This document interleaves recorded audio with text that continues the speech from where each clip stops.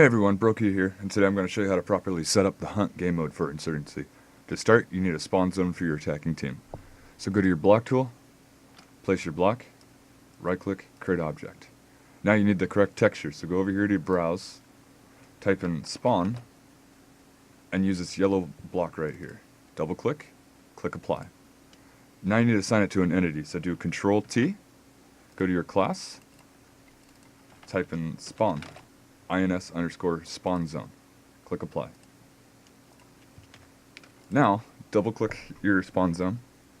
Name it spawn zone _1. Start disabled yes. And your team number, whatever it is, mine's security. Now you need your spawn points. Go inside your spawn zone. Go to your entity tool. Over here on objects, type ins_spawn point and then click. Now if you want a world model like these, so you know which way the block is facing when they spawn in, double click your block, go down to world model, click browse, and then type in a character model. Click OK, click apply. So you see he's facing this way, so that way he'll spawn facing that way. Now, you have to set up your properties for your spawn points. For start disabled, click yes. Team number, whatever your team number is, mine's security. Go to your flags, and controlled by spawn zone. Now you're set up for your first spawn point. Next you need your bots, your AI for the insurgents. So, place your insurgents throughout the map. I have 39 total, so that way whenever you play the map, there's random chance that they could be in different areas. So whenever you place them, name them so that way they're all marked together if you forget anything. So when I click mark, they're grouped. Start disabled, yes. Team number, insurgents. And then go to flags controlled by a spawn zone. Now for the that spawn zone block, what I did, I covered the entire map. That way I don't have to worry about, blocking them out in each area, because they're out through the entire map. And that would just take too much time. Okay. Next, you have to worry about your cache points. So, just like in the push game mode that I had earlier, you need a control point to spawn your caches. Remember that the caches are spawned through the script, through this control point, and they're not an actual object that you place in Hammer. So to start, go to your entity tool, go down to your objects, type in control point, and then click. Now double click it, name it cache point _A. Remember, in this hunt game mode, there's 3 cache points, and only one of them is real. So, there's going to be a cache point B and also a cache point C. So this is cache point A. The default owner is the attacking team, so in my case it's security.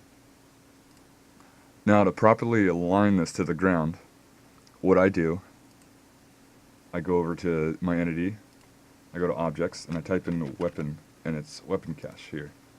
Click that. This isn't the actual weapon cache. If I were to have the control point in this also in the game, it will double up 2 weapon caches, and you don't want that. I use this as a reference. So what you can do, look down here where your origin is, and it says 390, that's not correct.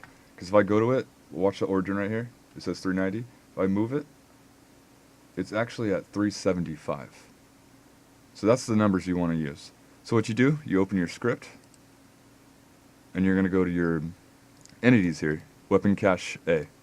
So here's the origin. This is where you type in that number. Now angles is the direction it's facing. The only one you have to worry about is the middle one. Target name, I have it as cache _A, team number 3.